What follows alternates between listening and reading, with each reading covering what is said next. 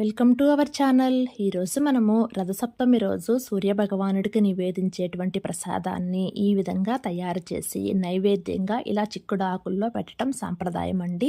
ఇలా చిక్కుడు ఆకుల్లో మనం ప్రసాదంగా పెట్టి తర్వాత మనం తీసుకున్నట్లయితే ఆ చిక్కుడు ఆకుల్లో ఉండేటువంటి ఔషధ గుణాలు కూడా మన శరీరానికి వస్తాయి అని ఈ రథసప్తమి రోజు చిక్కుడు ఆకుల గురించి ప్రత్యేకంగా ఇలా చెప్తూ ఉంటారండి. ఇవాళ చేసేటువంటి పొంగలి మామూలుగా అయితే కట్టెల పొయ్యి మీద చేయమంటారు. అదంతా మనకు కుదరదు కాబట్టి ఇక్కడ మనం మామూలు పొయ్యి మీదే చేస్తున్నామండి.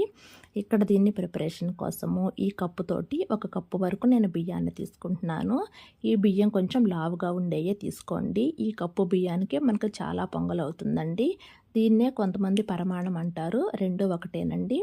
ఇక ఈ బియ్యం తీసుకున్న తర్వాత దీనిలో ఇక్కడ నేను కొన్ని శనగపప్పును వేస్తున్నాను. 1 గుప్పెడు వరకు వేస్తున్నానండి.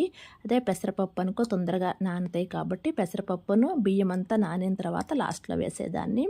ఇక శనగపప్పు కాబట్టి ఈ రెండింటిని ఒకటేసారి 2 సార్లు కడిగేసుకొని ఇక ఈ బియ్యం శనగపప్పు నానబెట్టుకోవటానికి కొన్ని వాటర్ పోసి మూత పెట్టేసుకొని అరగంట పాటు నానబెట్టుకోవాలి. ఇక ఈ పొంగల్ చేసుకోవటానికి ఒక గిన్నెను తీసుకొని ఇందాక మనము ఏ గిన్నెతో అయితే బియ్యం తీసుకున్నామో ఆ గిన్నెతో 1:8 రేషియోలో వాటర్ కానీ పాలు కానీ తీసుకుంటే మనకు పొంగల్ అనేది పర్ఫెక్ట్ టేస్ట్తో వస్తుందండి. తర్వాత మనం నీళ్లు కానీ పాలు కానీ ఏమి యాడ్ చేయాల్సిన పని ఏమి లేదండి. ఇక్కడ పచ్చిపాలే పోస్తున్నామండి. ఇలా నీళ్లు పాలు కలిపి పోసుకున్న తర్వాత ఈరోజు మాత్రం పొంగలి కంపల్సరిగా పొంగాల్సిందే. ఇలా పొంగిన తర్వాత మాత్రమే దీనిలోకి మనము బియ్యము శనగపప్పును వేస్తున్నాము. ఇక్కడ బియ్యంలో పోసిన వాటర్తో కలిపేనండి ఆ గిన్నెతోటి 8 గిన్నెలు. మీరు కూడా ఇదే రేషియోలో వేసుకుంటే మనకు పొంగల్ అనేది పర్ఫెక్ట్గా వస్తుంది. ఇలా బియ్యం శనగపప్పు వేసిన తర్వాత ఇక మధ్యలో కలుపుకుంటూ బియ్యం కొంచెం లావుగా ఉన్నాయి కాబట్టి ఉడకటానికి కొంచెం టైం పడుతుంది. ఇక్కడ మీరు మెతుకంతా కంప్లీట్గా ఉడికిన తర్వాత మాత్రమే బెల్లాన్ని వేసుకోవాలి. బెల్లం వేసిన తర్వాత ఇక మనకు అన్నం మెతుకు ఉడకదండి.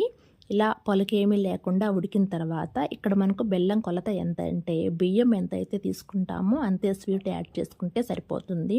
ఇక్కడ బెల్లాన్ని మనము ఇలా చిన్న ముక్కలుగా కట్ చేసి వేసుకుంటే ఈ బెల్లం లోపల కూడా అక్కడక్కడ మట్టి పీచులు వస్తూ ఉంటాయండి.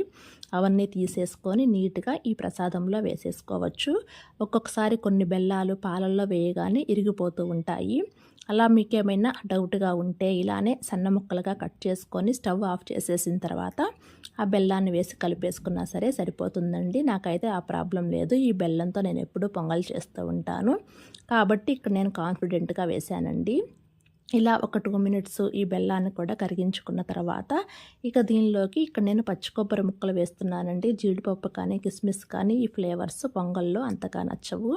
ఈ పచ్చి కొబ్బరి ముక్కల టేస్ట్ అయితే పొంగల్లో చాలా బాగుంటుంది. ఇలా సన్నగా కట్ చేసుకున్న పచ్చి కొబ్బరి ముక్కలు వేసుకున్న తర్వాత ఇలాచీ మాత్రం కంపల్సరిగా వేసుకోవాలండి.